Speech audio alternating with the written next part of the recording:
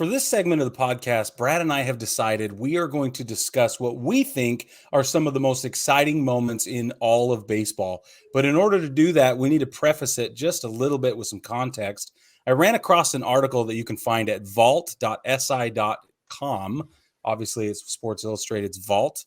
And it was published September 29th, 2003, called 12 Reasons Why the Triple is the Most Exciting 12 Seconds in All of Sports. And real quick, my words.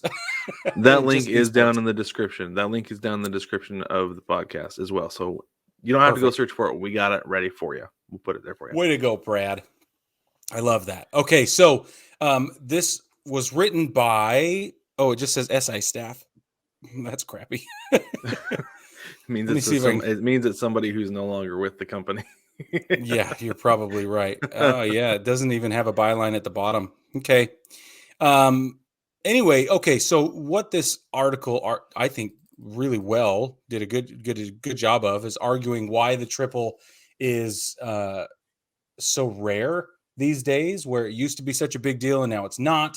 How it is affected by so many different factors, by the dimensions of the ballpark, where the ball is hit, whether the shift is on or not, where, in the outfield, obviously, where the gaps are in the defense, who's pitching, who's at the plate, what the situation is with runners on or not, right? All these different factors and these different variabilities come into play.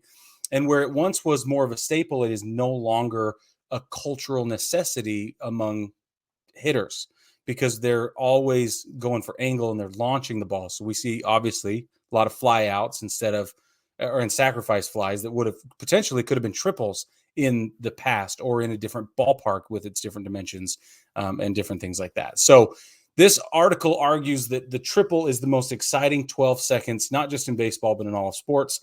I happen to agree with that. I love the triple, but this article also explains one of the problems with the triple, and I have to caveat my opinion with that. Okay.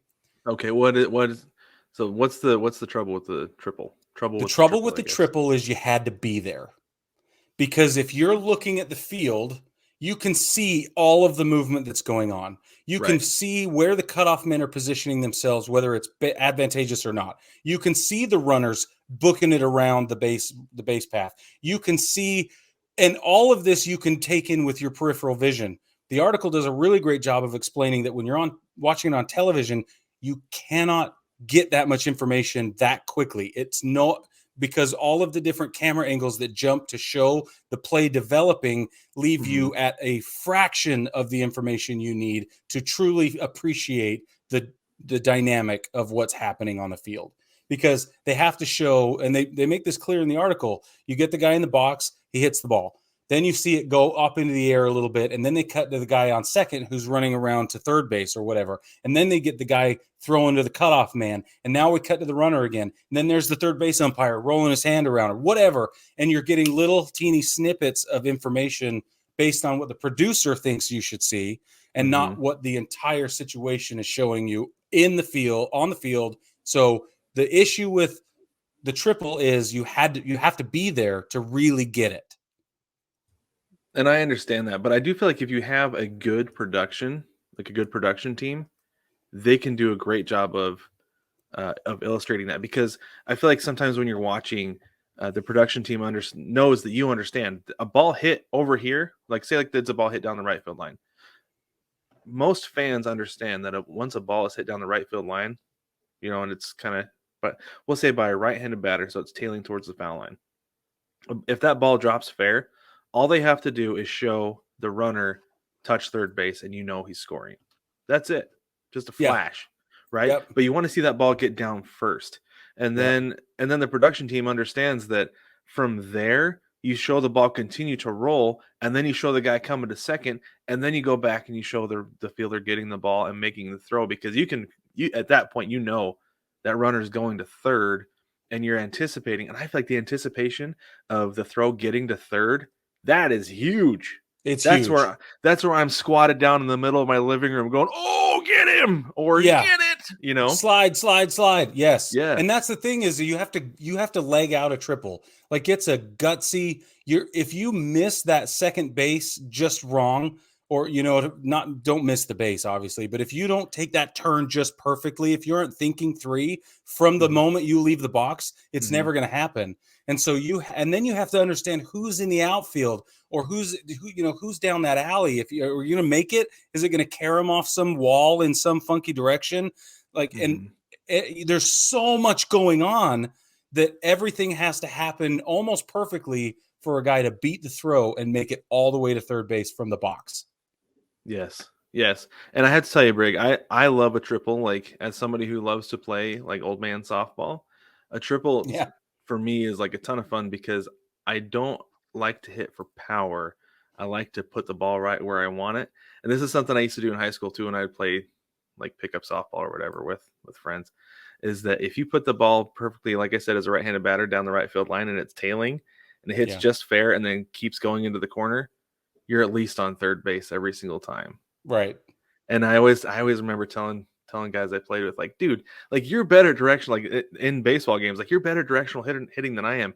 Everybody's shading you to the left. Hit the ball to the right field line and everybody's scoring, you know? Yeah. And I played with guys who could do it. Most of us couldn't because we were 15, 16, but yeah, it's fun. It's exciting to watch. I do love a triple. It's a good time for everybody. Everybody's involved. The whole field shifts and moves, and I feel like the entire fan base can get involved because the stakes are huge on either side of the game. So anyway, I want to know what you guys think, baseball family. Read the article. Tell us if you agree or disagree that the triple is the most exciting 12 seconds in all sports. But we also have some other exciting stuff that we want to talk about, because that isn't the only time you are locked in, glued to the TV, jumping up and down, screaming, or squatting in your living room, like Brad said, holding your hat in your hands, trying to figure out if it's going to be okay or not, right? There are other situations. Got to get low to the ground that. To minimize the impact when you fall over in despair. Right. No! There's no rollover risk if you have a low center of gravity, right? Exactly. So we have come up with a list of 3 instances each in baseball, situationally, that we think are locked in moments, right? We cannot stop watching. And I mean, for me, the Hall of Fame announcement was that way this time, right? Like I said, I was jumping up and down and screaming and whatever. So that's not on my list either. That we'll call it an honorable mention, I guess. But Brad, what's your very first? What's your number 3? Or we can go up or down. I don't care. What's one? I'm just gonna, my third. I feel like among these 3, the third most exciting. I have to up the ante from the triple and go with the inside the park home run. And this is what I told you when we were having this conversation. I was like, I don't know. But then I remembered the caveat of 12 seconds. I was like, okay, so maybe an inside the park home run is the most exciting 15 seconds in sports. Right? Right. Because it's going to take, generally speaking, a misplayed ball, an outfielder coming in to dive for a ball, and he misses it, and it rolls to the wall, and the center fielder's got to run over from where he was to get the ball.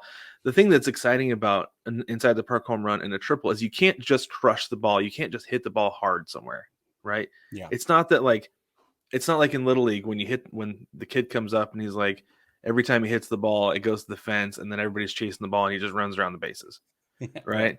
Because that's not the way things work when you get even to high school, you know? So an inside the park home run is exciting to me because it comes down to placement of the ball and how it's played.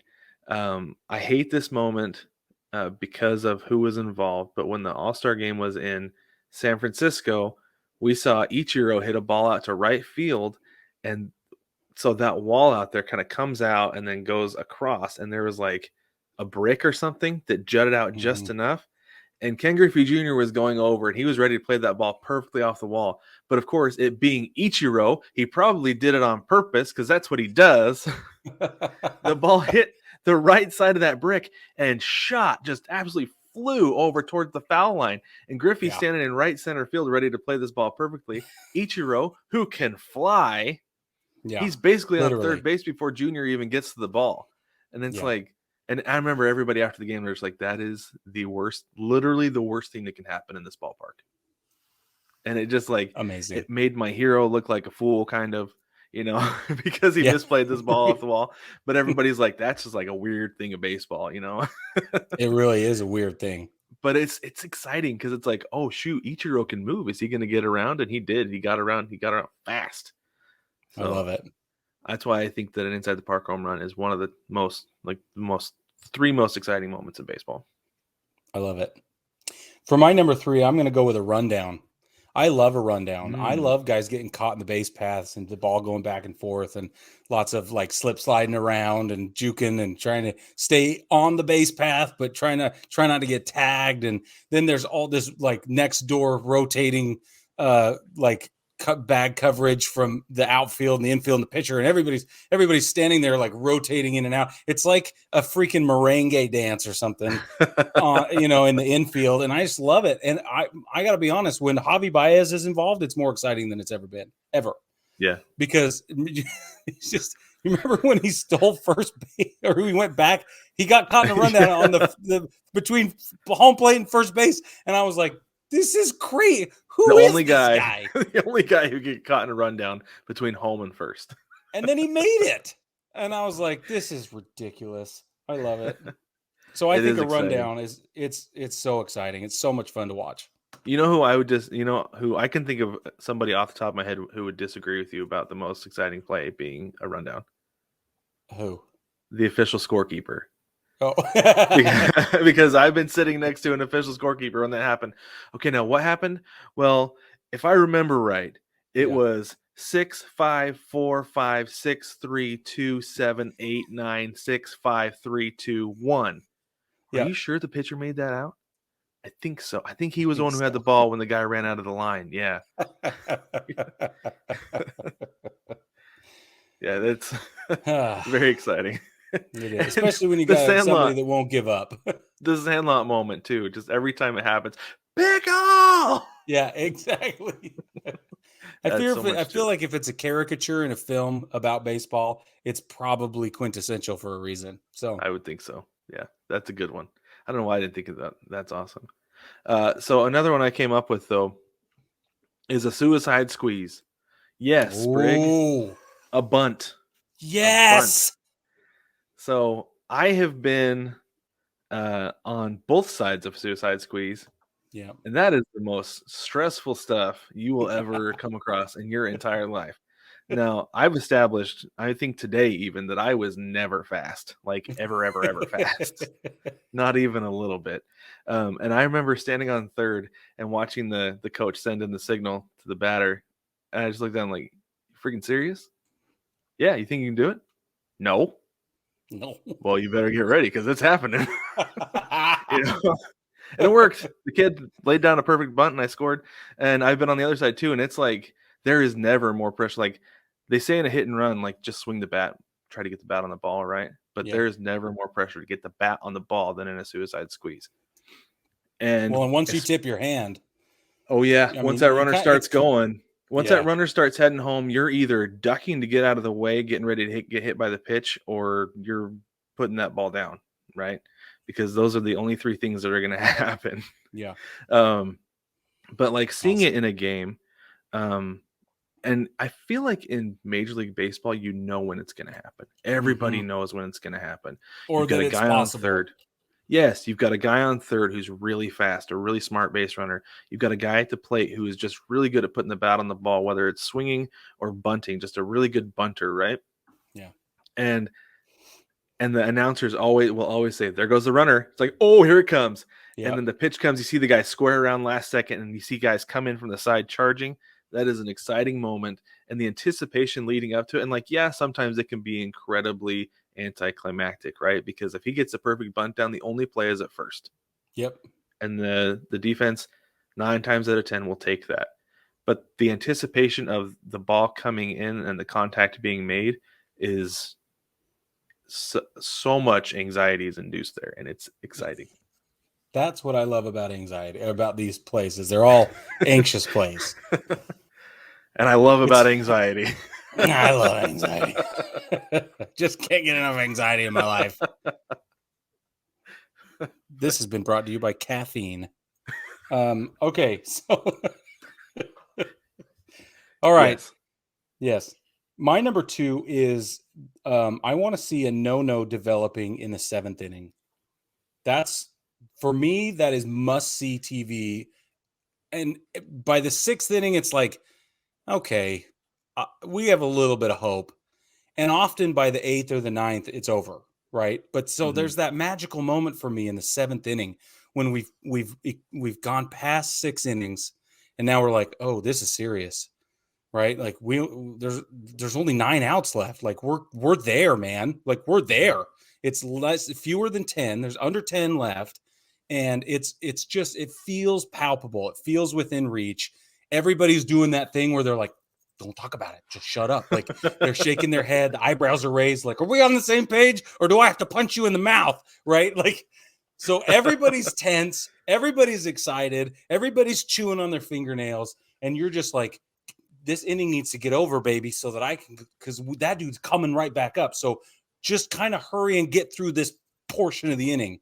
And I think there's just something electric about No stepping onto the mound at the 7th inning.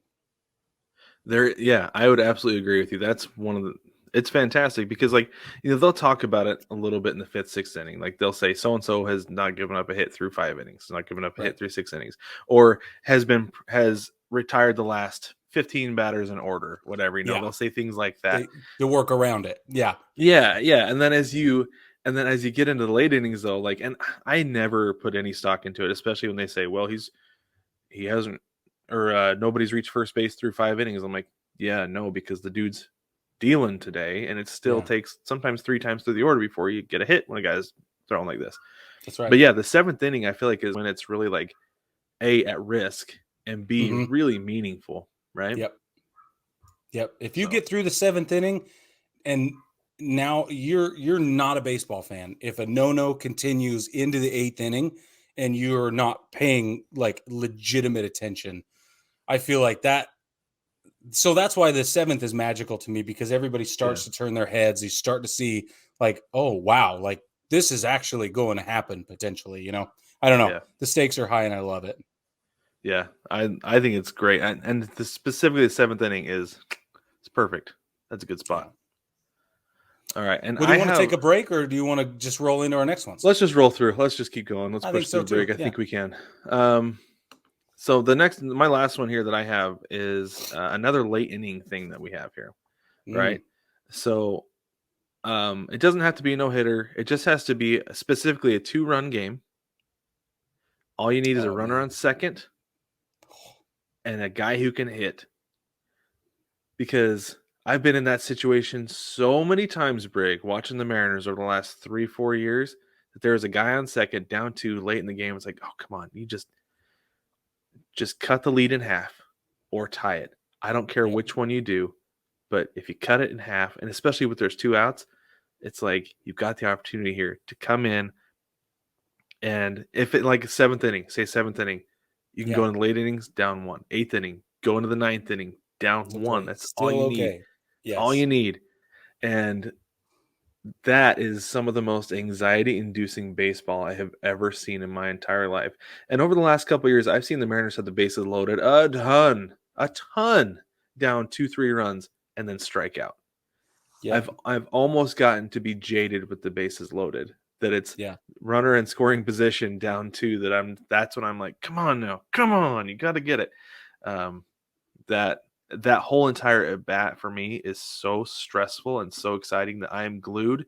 And sometimes I will clock out from work to watch those if it's a day game. Yeah, because I can't do anything else. Right. At all. Exactly. I love that because mine's eerily similar. Of course it is. I was like, because mine is the bottom of the 9th with 2 outs, 2 or more runners on, or 1. If it's going to be 1 runner on, they have to be in scoring position. And I want to see a bruiser at the plate with 1 runner, either the tie game or it's a 1-run game. That's exactly what I want to see. I want to see I want all or nothing right there. Mm-hmm. It's all on the line, and it's not going to go to. I don't want it to go to extras necessarily. I'm not sitting around hoping for that. Although I do love extra inning baseball. I'm just free pizza is free pizza. I love it. It's true. So I'll take it. Especially when you're there, it's the best. It is the best. And so I know a lot of people are like, oh, extra innings, but I'm like, well, whatever. I get more for my money. So but yeah, bottom of the 9th, 2 outs. It's like that thing where it's like bottom of the 9th, 2 outs, full count. the pitcher takes a long look at the runner at second, right? That's quoting my favorite baseball documentary. Yes. So that's, but that's, for me, that's just insane. And if you do it at Yankee Stadium, everybody's on their feet, right? And that's most places, I guess, these days, but everybody's on their feet and they're all excited about it. And yeah, it's the bomb. No, that's well, and it's as close to sudden death as you get in baseball. Yep. Right. Because especially even if it's like you said, down one run with runners on second and third, like that's sudden death right there. Yeah. Because that ball drops, that runner from second is scoring, and that game is over.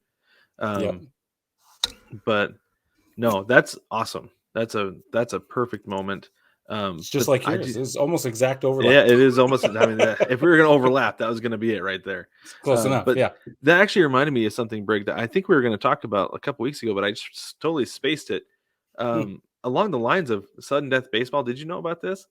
I saw that I think it's the Atlantic League is going to be implementing sudden death baseball, where it goes in. I think they play the 10th inning, and then beyond that, the managers come out or captains come out for a coin flip, and then it's kind of like football where you either choose offense or defense. Whoa! And then if the defense gets the stop, they win the game. If the offense scores a run, they start with a runner on second. If they score a run, or no, they start with a runner on first. Sorry, runner on first. Okay. If the offense scores a run, they win. Wow. Talk about anxiety inducing. Holy moly. Totally.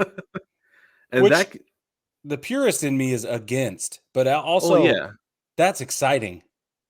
It's very exciting. I think that I'm curious to see. I would love to see if they implemented it anywhere else and had it effective like at all, because that's too much. Like, it'd be so much fun to watch. It's a lot like the Pioneer League putting the home run derby together. Well, the knockout, right? Can't call it home run derby. That's right. That's right. Yeah. The knockout. Well, but still, no, it's the same kind of thing though. Where PBO knockout. PBO where they're trying to shorten the length of games because you're not making money anymore. You're not, no gate, concessions are shut down, whatever. I mean, there's a reason it's called free baseball. That's what I'm saying. Free baseball. So